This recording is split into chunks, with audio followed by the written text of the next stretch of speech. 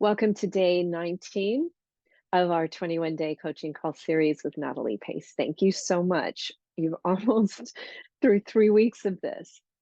So if you really have done all of these days and you really have embraced each of the mantras, then today's mantra, which is sacred sanctuary home, sacred communities, that is something that will start to feel a lot more natural than it would have on day one. So every day you deserve to wake up and shine and feel like you are ready to greet the day with a smile. If your home does not feel like a sanctuary, and I've been there, I know other people have as well, then that is something we want to fix. And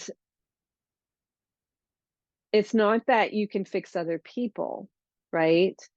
So it may go back to that setting boundaries area. So you're going to need to figure out how your home can truly feel like a sanctuary and what that's going to look like to you. So at the Restormal retreat, again, we talk about all of these concepts in our brain trust at Restormal retreat, and we play the financial freedom game there in a Royal Manor House. And, I have a couple of PhD biotech couple. They're lovely. I mean, I love them to love them. They inspire me so much. And a couple of maybe a month, a few weeks after the retreat, it finally clicked in for them. And what they realized is that maybe their ideal next chapter wouldn't necessarily be putting all of their kids back in their home because their kids are in other places, but it might be in creating a community that's built around, veganism and regenerative agriculture. That would be active living and people of their age that would actually be close to a university. So there would be a great interplay between generations. And I'm sure she's going to do this. She's even talked to, our volunteer team about it. So it's inspiring when you're true to yourself about what feels right and what would really be a sanctuary home, what would be exciting for you to create. I have, on the other hand, people that call me up and say, "Oh, I'm going to move to Portugal." I'm like, "Have you been? Like, are you sure that those are your people? Do you love the people? Do you love the culture? Do you love the language? Do you know about, um, the disparities that are going on right now where the unaffordable housing because so many people have moved to Portugal that are expats? Are you aware of how that's impacting them?" So it's really important to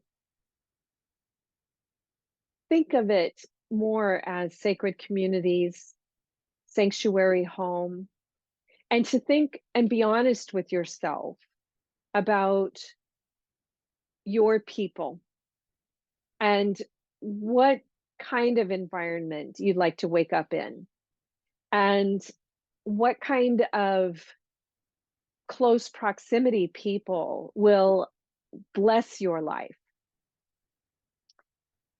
And that's a different way of thinking of things. Now, I know when we're parents, sometimes our kids, especially like the teen years were not easy for me. And it's not like you're going to say, "Oh, well, you're not a sanctuary home, so I'm going to kick you out." You kind of have to buck it up and create the sanctuary, even if sometimes there are many challenges going on around you. So I'm not saying that everything is going to be about setting boundaries, throwing people out that don't add to your life, because it may be that that's part of the challenge. They're going through a rough time in their teen years or whatever it is. Terrible twos are not that easy either. But in general, we want to make sure that we're surrounded by our people, that we're in places that we really believe in. And as we consider ourselves to be the creator of our world, as we lean into gratitude and beauty, think of that Buckminster Fuller quote, right? Like, as we solve the problems, we're not necessarily thinking of beauty, but if we get to a solution and it doesn't feel beautiful to us, then it's probably not right. And it's probably not our sanctuary home. And it's probably not our sacred community. So, at minimum, when you're thinking of this next chapter, cast your vision out 10 years from now and think, where would I like to be living and how would I like to be living in 10 years? You know, imagine how old you will be and how much money you will have and all of that.